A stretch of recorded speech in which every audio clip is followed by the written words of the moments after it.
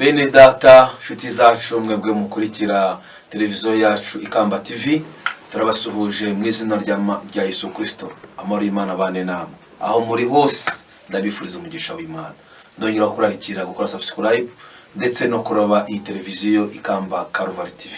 Uraza kubona ibiganiro byinshi byiza n'inyigisho nyinshi nziza z'ubutumwa bw'agakiza bwa Yesu Kristo ndetse n'ubuhamya butandukanye bw'abantu batandukanye.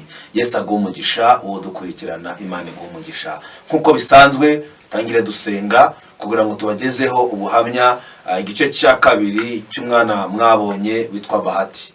Imana yamukuye muri tuwarete, uyu munsi akaba ari umugabo. Muraza kumenya noneho uburyo yakuze n'amateka ye. Imana ibahe umugisha.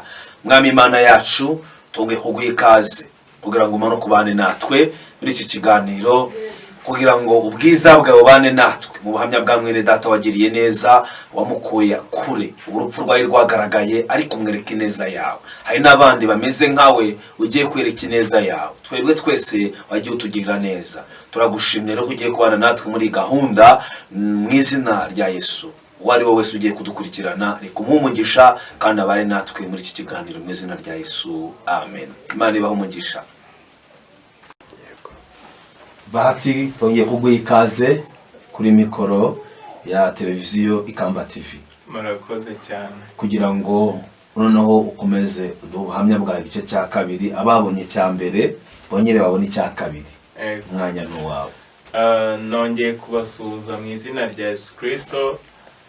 Nk'uko bisanzwe, nk'uko nabibabwiye, amazina ni yayandi ni Nshimiyimana Jean Bosco Bahati.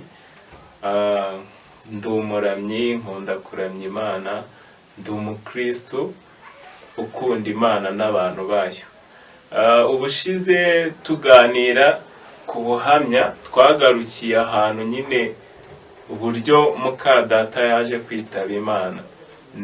Wenda kamasobanureho nanone neza kugira twibukiranye. Amaje kwitaba Imana twakomeje ubundi buzima.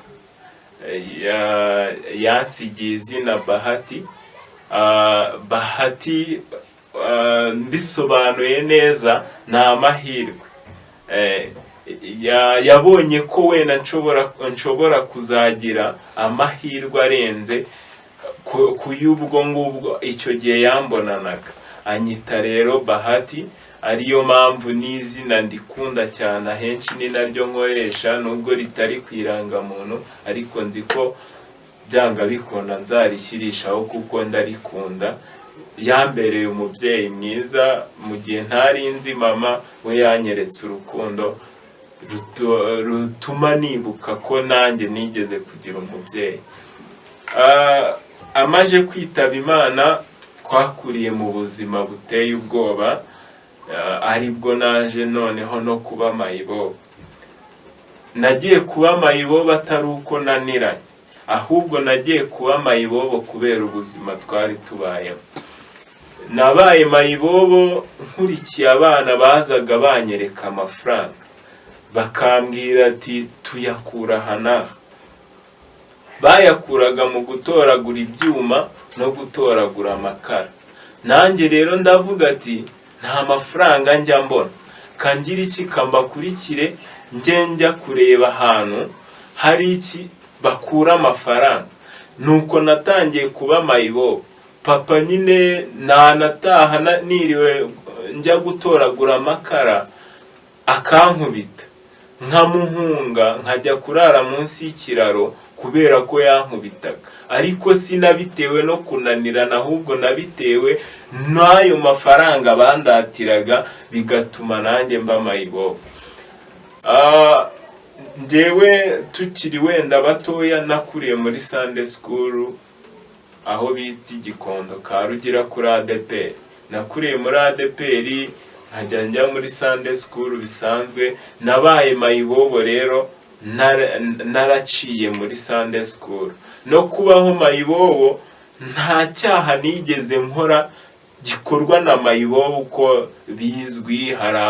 Hari abanywa itabi, hari abiba, hari abanywa kole, urumogi. Ibyo ngibyo sinabiciyemo kuko nari narahawe inyigisho z'uko ikiyobyabwenge ari kibi. maje kuba mayibobo mw'ubwo buzima nabanaga n'ababimu. Rero tukajya nubwo twararaga munsi y'ibiraro nkabatoza gusenga, kuko njyewe nari mbizi ko gusenga Imana yakurinda uri munsi y'ikiraro ntihagire icyuba. Rero bituma nkura gutyo. Ariko nyuma yaho natangiye ishuri.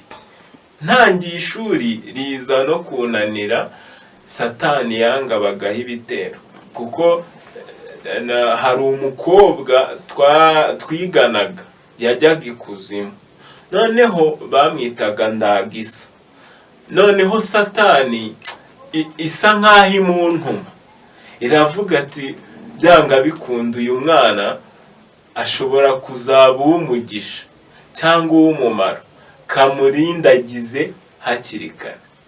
Umukobwa tuba inshuti mu buryo ntazi. Ibaze nigaga mu wa mbere primaire, usibye wenda ko natangiye nkuze bitewe n'ubuzima, ariko ntago byumvikanaga kuba umukobwa yagukunda wiga primaire. Arankunda, akajya nyishyurira ishuri amafaranga yakuye mu Gishyitsi. Mbireba gutya banyirukana, akanjyana ku Gishyitsi cyari hirya ya toilette, akamfata akambwira ngo amafaranga agiye kuyama njye kwishyura. Nkabona yunamye ku Gishyitsi gutya, amafaranga akayafata. Rero biza gutuma ntekereza ahari ko Satani mpiga. Tukiri aho, uwo mwana ujya ku Gishyitsi agakoraho amafaranga yari afite imyaka ingahe? Yari mutoya cyane, yari afite nk'imyaka 12 cyangwa 13 gutyo. Bivuze ko yakoranaga na Satani cyane rwose, kuko icyatumye mbitekerezaho, no mu ishuri ikibazo cyamunaniraga yacyandikaga hano mu gahanga, agakoraho akandika igisubizo. Iteka nabaga uwa mbere akaba uwa kabiri, yaba uwa kabiri nkaba uwa mbere. Ariko ntitwicaranaga ngo wenda twakoperanye, ahubwo sinzi ubwenge yari afite ahantu yabukuraga. N'ababyeyi mu ishuri iteka bazaga kugira batere ishyari abana babo, bakampemba njye n'uwo mukobwa.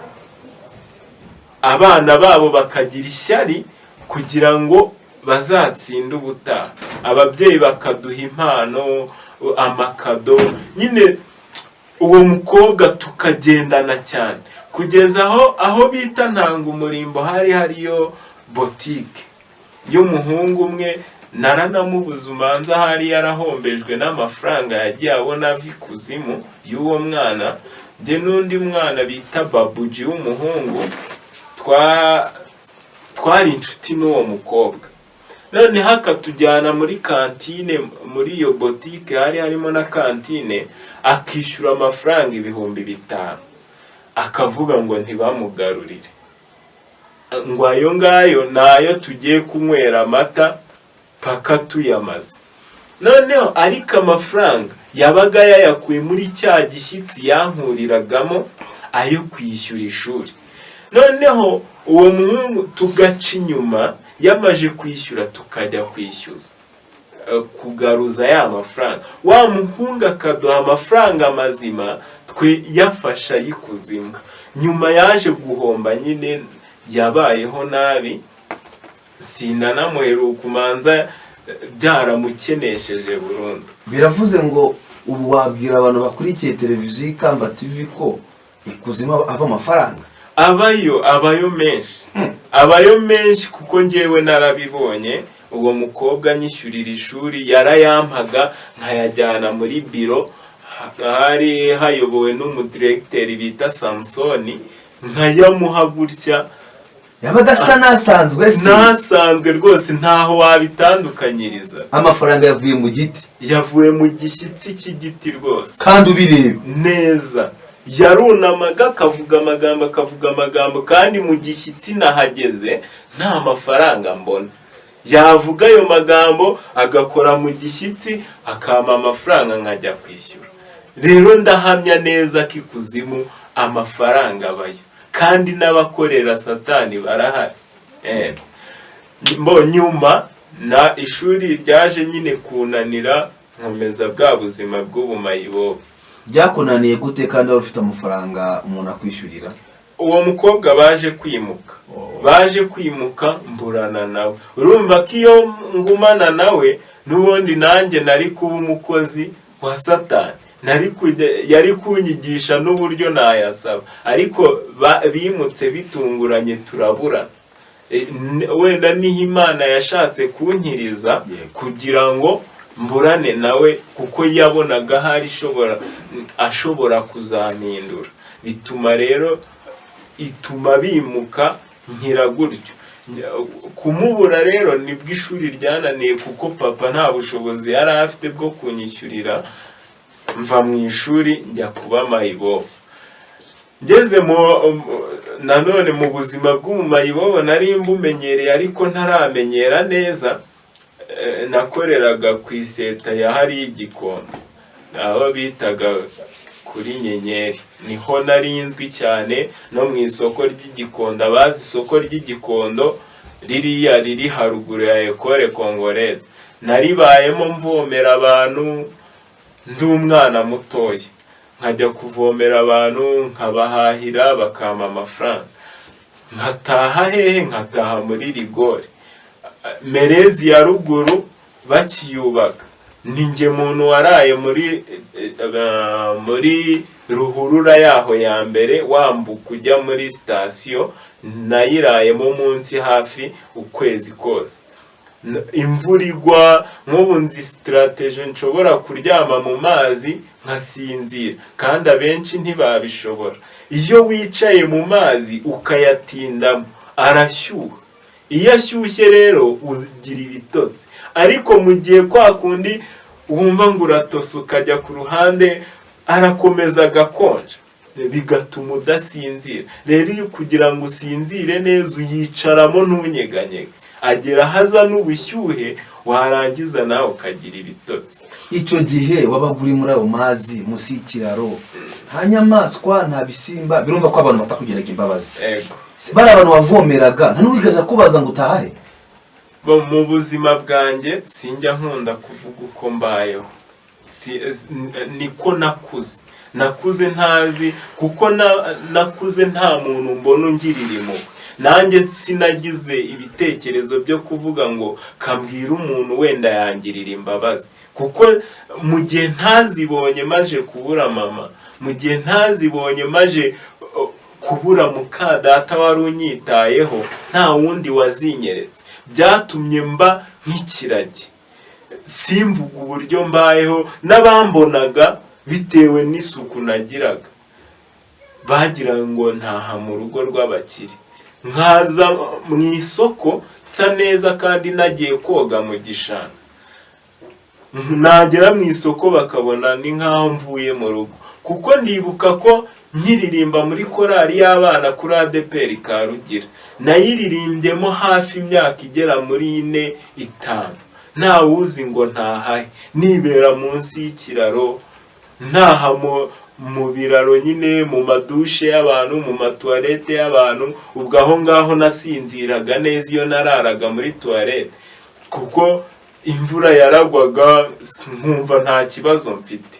Ariko aho ngaho muri korali najyaga gutoragura amakara, nabona nanduye, namenyaga isaha ya repetition, nkahita njya koga aho bita kuri Eteri handi y'Igikondo Rwampara. Nkajya koga, nkafata imyenda nkayimesa. Bodaboda nari naribye aho bita kuri Nyina, ni Dumbezi, aho twajyaga kwidumbaguza, nibyeyo bodaboda za move. Noneho nkajya nzijyana noneho muri korali, bakabona ko mbayeho neza. Nkafata za bodaboda nkazikubisha urubingo, noneho zigasa neza cyane. Narangiza nkajya muri repetition, babona ko nturutse mu rugo rusobanutse. Kandi mu by'ukuri pe nari mbayeho mu buzima bubi, bukomeye. Ntabona nuko mvuga kuba ushobora gukora umurimo w'Imana ntihagire n'ukugirira impuhwe ngo akubaze ngo ese umeze ute, iwanyu bimeze gute, sibyo? Jyewe nakuze meze nk'ikiragi, no kuba narabaga muri korari simbwira abantu ubuzima mbayeho, si uko nari naniwe kubivuga, kandi nabo si uko bari bananiwe kumbaza ubuzima mbayeho, ahubwo Imana yakoze ku giti cyayo. Yakoze iki? Yambeshejeho mw'ubwo buzima, bituma nkura mu bitekerezo. Mu kubaho kwanjye njye nkunda isuku, no mw'ubwo buzima bwa mayibobo nabaga mfite isuku. Ndibuka neza ko nabaga ndi Rwampara imyenda yanze kuma. Nari nzi strategy nshobora kugera ku rusengero imyenda yumye utamenya ko nyimesha ako kanya. Nazamukaga nirukanka, ubushyuhe bwanyica icyoke, ni nako umwenda uba uri kugenda wumva. Uko wirukanka niko umwenda uba uri kugenda wumva. Nageraga ku rusengero nsa neza, noza amazi y'igishanga atemba, nkafata ibisheke nkabihekenya nkisiga amazi y'ibisheke. Mu by'ukuri iyo wisize amazi y'igisheke ntugira umwera, ariko nanone wirinda kwasama cyangwa kwayura, kuko iyo wayuye hahita hazamo imihanda igaragaza ko wisize ibintu bimatiriye. Rero nirindaga kwayura, niyo nayuraga napfukaga umunwa gutya ku buryo ntasama nyine ngo imihanda izemo. Ariko hari abantu batazi imihanda ni imisati iza mu isura iyo wisize igisheke, kuko iyo ukisize ya sukari iragukanyaraza, uruhu rugafatana. Rero iyo wigize gutyo ukasama cyangwa ukayura, hahita hazamo imihanda, twabyitaga imihanda, imisate mu isura, hakazamo ibintu nyine by'ibibaro nk'ibi biba mu biganza byacu. Noneho nagera muri korari bakabona ko mvuye mu rugo nta kibazo, twasoza repetition nkahita njya gusaba amafaranga kuri Nyenyeri abakiri. Nyuma yaho naje kujyana n'abana muri Gusyaga. Turaho iyo ujya gusaba abakira amafaranga, nk'umuntu ukurikiranye iyi televiziyo, iyo abonye abana basaba hariya nicyo wabwira abantu? Mu by'ukuri namubwira kujya agira impuhwe, kuko nanjye hari igihe najyagayo mu by'ukuri nkavayo nta muntu mpaye, ariko hari n'abantu Imana iba yararemyemo umutima w'urukundo akaguha iryo jana. Iyo aguhaye iryo jana, hari ababigira ingeso, hari ababigira ingeso ejo bundi ugasanga nyine arahora aho ngaho. Njya mpura nabo n'ababyeyi bahetse abana bagenda basaba, ugasanga ahereye mu kwa mbere asaba, ageze mu kwa 12 asaba. Iyo ni ingeso mbi. Ntabwo navuga ngo wowe kugira impuhwe ni byiza, ariko nanone uwuzigirira abyitwara amande. Njyewe iyo wampaga 500 namaraga nk'iminsi 3 ntarakugera iruhande nanone, kuko najya buri munsi naryaga ubugari bw'ijana hari igikondo. Ubugari n'amashu byari 100 icyo gihe, ukagenda bakaguha ubugari bakaguha n'amashu n'urusenda, ukarya ukabona iminsi 10. Aho ngaho rero mpaciyeho gato naje kuba kujya noneho njyana n'abana Gusyaga no gutoragura amakara, babyita kudondoza batabizi. Tukajya gutoragura amakara. Rimwe noneho hari ahantu ahari neretse Satani ko nshobora kuba umwambasaderi we mwiza. Noneho tujya aho bita muri Mera, hari mu kwa 4 tariki 10 zingahe ndakeka, kuko icyunamo cyari kirangiye, aribwo bari gutaburura imibiri y'abantu. Tugeze aho bita muri Mera, dusanga bataburuye abantu, bakuye mu ngunguru ebyiri. Hafi yaho hari indi mva nini y'igisima. Abazi muri Methodist Gikondo ni munsi yaho, ahari igaraje, inyuma y'igaraje niho hari iyo mva nini. Sinzi byari biyirimo, nimba ari abantu simbizi neza, ariko yari nini y'umusaraba wa beto. Noneho ndangije tuhasanze izo ngunguru, bari batoraguye amakara menshi kundusha n'ibyuma byinshi kundusha. Ndangije hari ukuntu muri nge hajya hazamo n'impano yo kwandika udutiyatire. Ndabitekereza ndavuga, ariko buriya aba bantu nta kuntu nabakanga. Mpita njya kuri yamva, nicaraho hejuru, mbareba mu maso. Barebye mu maso ndaseka. Warebaga abandi? Abo bana twari turi kumwe bari abo muri quartier, harimo bita Babu na Pascal na Alex. Baracyahari. Nabo barashaje kubera ibiyobyabwenge n'inzoga, ubu ni abasaza. Njya mbareba nkumirwa, kandi nkavuga ati cyane rwose bamwe ndanabaruta. Nkavuga ati muri Yesu koko hari ibyiza bibamo. Nyuma narabarebye nseka ubwa mbere, ndavuga ngo barandeba, babona nyine ni ibintu bisanzwe. Sinzi ahantu nakuye ibitwenge. Ubundi hari igihe njya nseka nanjye ubwanjye nkimarayo, nkumva ndanezerewe, nkumva ibyishimo biranyije. Narasetse, nsetswa n'iki n'ukuntu bahise bandebera icyarimwe. Ndaturika ndaseka, ngira ibitwenge byinshi. Noneho nyuma mpita nifunga, mfunga ibitwenge. Ndangije ndavuga ati, abo mwantumye nabazanye. Ba bana bahise bagira ubwoba. Kubera iki? Babonye nicaye kumva hejuru, nta kibazo mfite, n'amagambo ndi kuvuga n'ibitwenge ndi guseka, bagira ngo ndi umuzimu. Za ngunguru n'ibyuma byabo n'amakara bahise babita, barirukanka. Birukanse nanjye nakoze iki? Nahaye Imana icyubahiro, kuko yahise ibima byose. Mfata za ngunguru nzijyana muri Mera, na ya makara byose n'ibyuma bari batoye njya kubigurisha. Icyo gihe nakuyemo 12,800. Yari menshi cyane. Ikibazo nyuma nagize nuko no muri quartier niswe ko ngikuzimu, kandi mu by'ukuri ntarajyagayo. Nageze muri quartier nsanga bakwije inkuru ko nari nicaye hejuru y'imva, nshobora kuba ngikuzimu.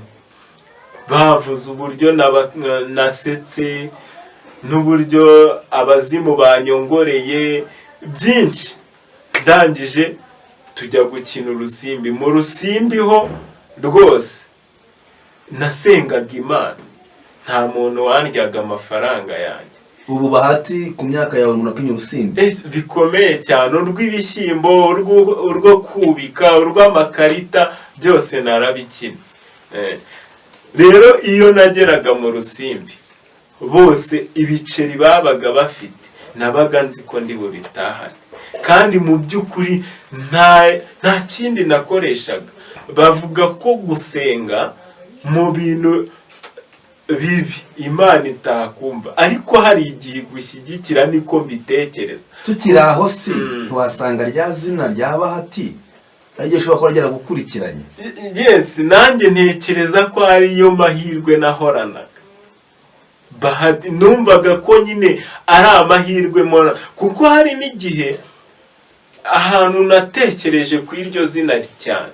Ni umunsi nagiye gutoragura amakara n'ibyuma munsi ya hano bahitaga kwa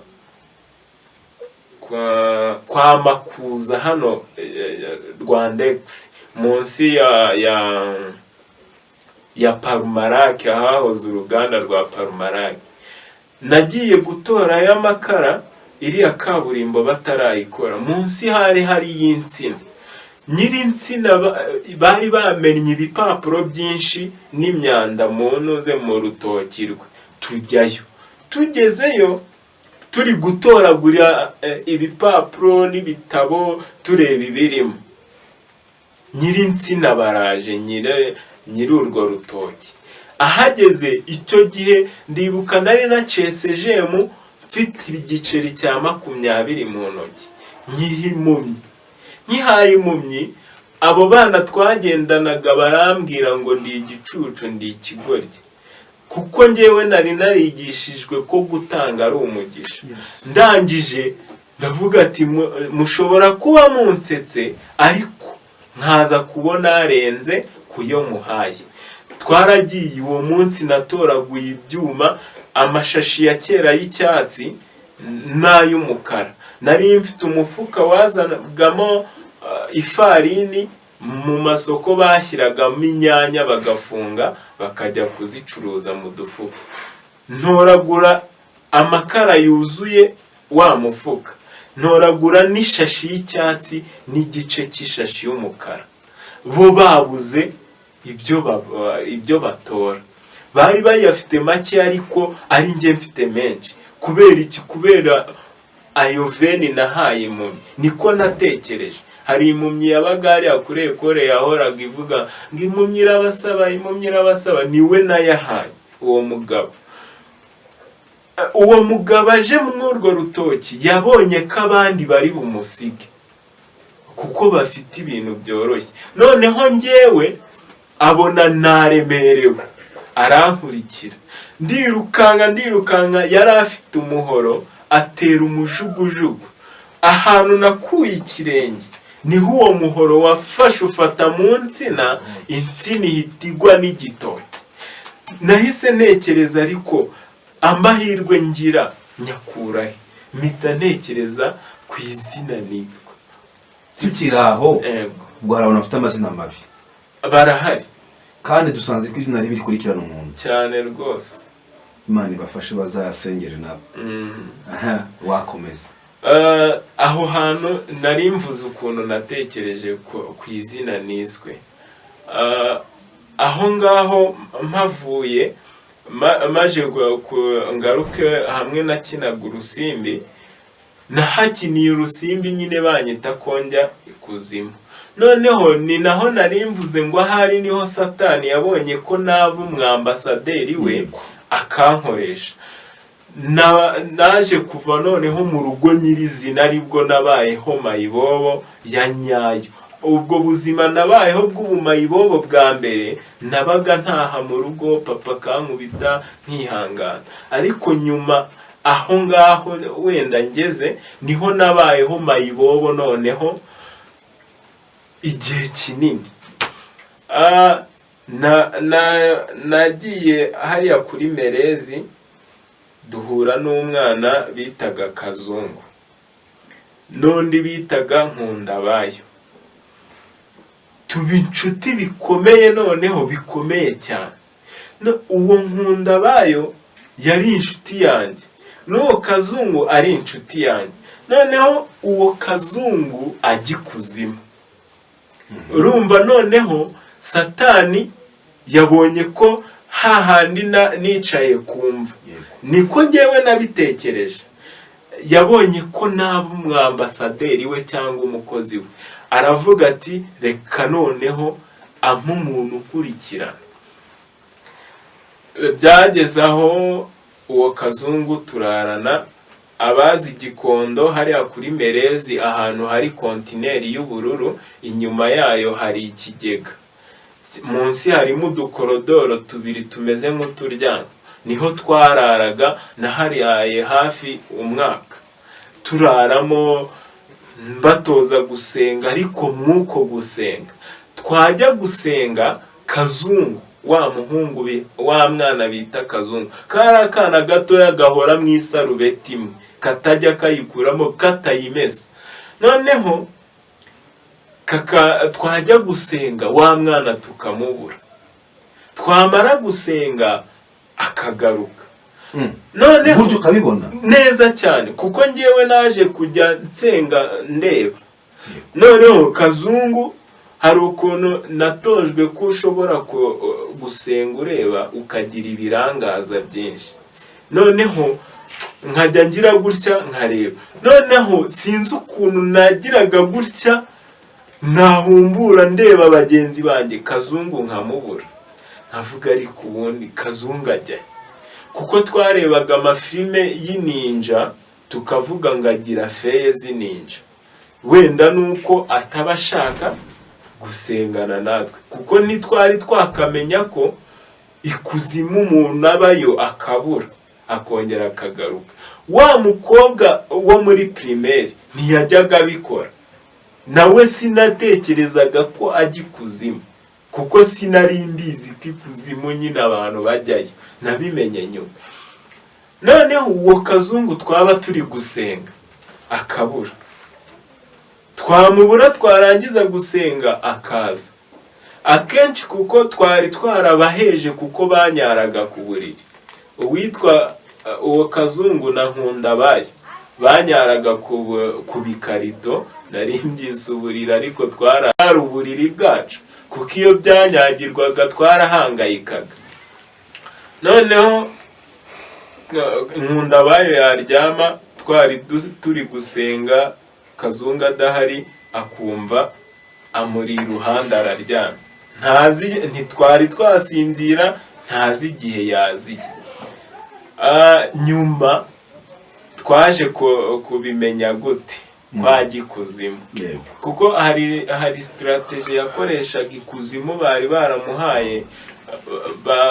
baramuhaye inkota ntoya baramuhaye ubushobozi bwo kuburushisha noneho bamutuma umuntu akagenda munsi y'urukweto rwe akamutera akuma bamuhaye noneho wa muntu akarara agiye ikuzimu oya subiramo aho ntabwo tubumvise abakunda subiramo ni yahindukaga urushishi kuko nyuma wenda ndi buvuga uburyo yabisobanuye kugira ngo ahabwe ubwo bubasha bamweretse nyine inyamaswa agomba kubazo ageze ikuzimu kuko n'ubundi barabikora iyo ugezeyo baguha ububasha bakakubwira ati inyamaswa ngizi urahitamo we rero bamuhaye ububasha bwo kuba urushishi noneho bamuha n'inkota azajya agendana azajya atera abantu bamutumye we yari ashinzwe kujyana abamama abagore kuko ntibamutumaga abagabo yajyanaga abagore akajyana n'abana bakiri bato urubyiruko noneho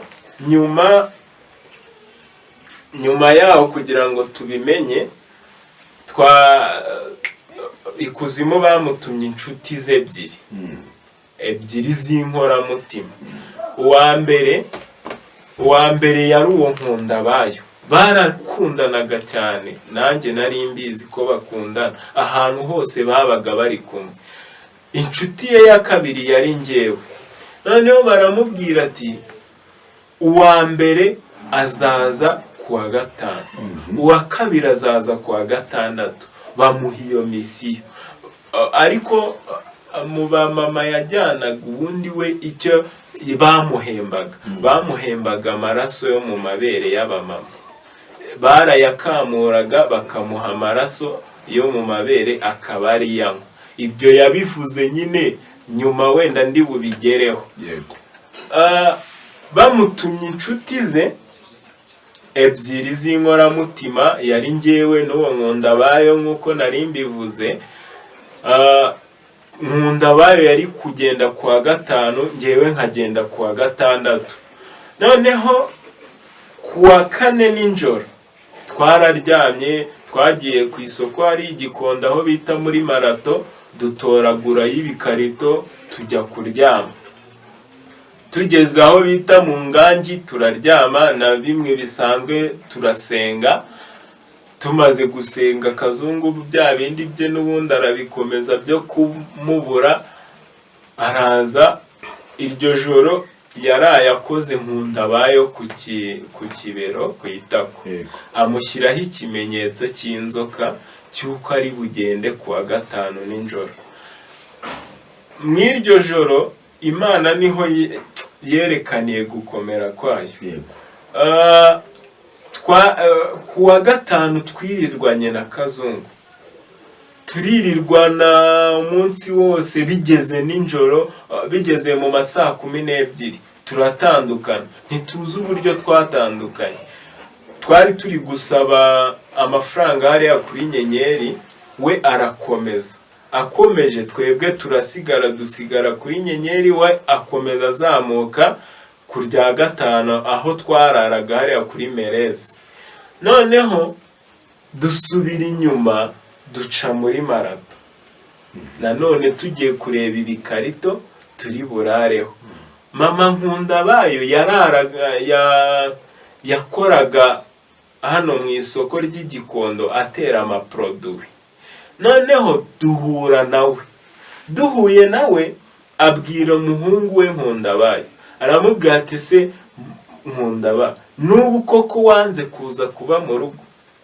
Ahita amubwira ngo mama, ndaza ariko sinsiga inshuti yanjye.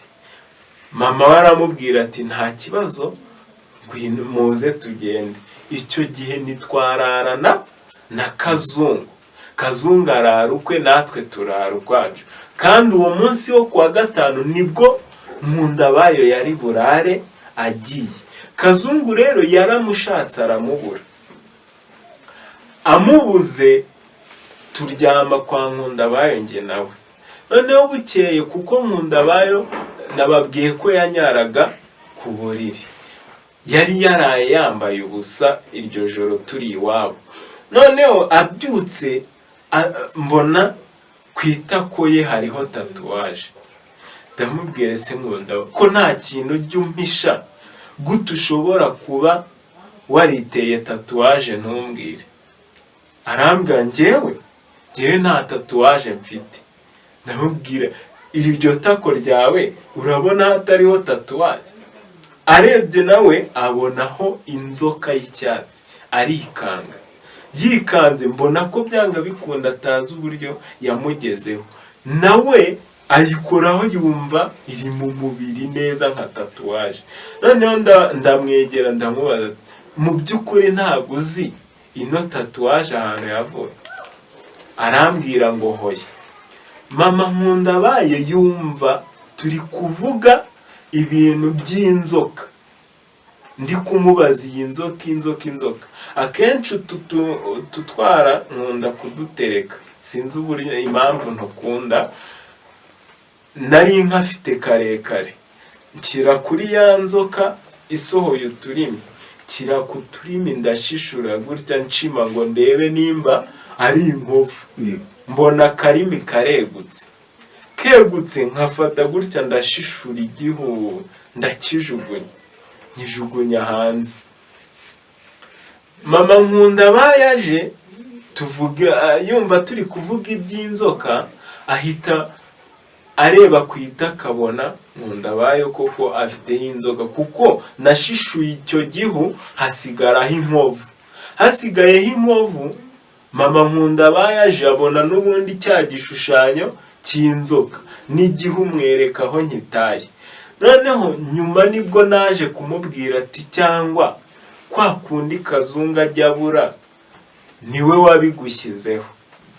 Mama Nkundabayo ahita atangira kutubaza neza uwo Kazungu wariwe. Noneho muvuga uko muzi, ukuntu twajyaga gusenga akabura, avuga mubwira ibintu byinshi. Noneho Mama Nkundabayo kwa Gitwaza kuri Zayoni hari hariho igiterane cya Rwanda Shima Imana cya 2015 ndakeka. Niba oya 2005 nimba ari tari na karindwi, niko simbyibuka neza. Noneho Mama Nkundabayo yari mu itsinda ry'abinginzi baho. Ahita avuga ngo tuzajyana gusenga kwa Gitwaza. Noneho aratubwira ati ariko bibaye byiza mwanshakira uwo kazungu. Ubwo kuwa gatandatu twirirwa tumushaka, kandi ari wo munsi ngewe ikuzimu bari bankeneye. Twahuye nawe 11:00 dusanga yarakaye, bari bamuhannye ikuzimu kuko inshingano bamuhaye za nkunda bayo atazikoze. Noneho ambona ngewe yarankeneye, kuko ngewe nyine nari nkenewe kugira ngo ave mu cyuho cy'ibyo yaraye adakoze. Kuko ubundi yasobanuye ko misiyo yakunaniye bayiha undi muntu ugomba kuyikora, ariko wowe ukajya mu gihano cyawe kuko misiyo yakunaniye. Noneho misiyo ye ya kabiri byanga bikunda yagombaga kuyisohoza. Duhura rero nkenewe, ankeneye ikuzimu ngomba kurarayo byanga bikunda. Noneho tumusaba ko ari burarane natwe kwa mama Nkundabayo ku cyumweru tukajya gusenga. Yesu abaha umugisha cyane, mwebwe mukomeje kudukurikirana.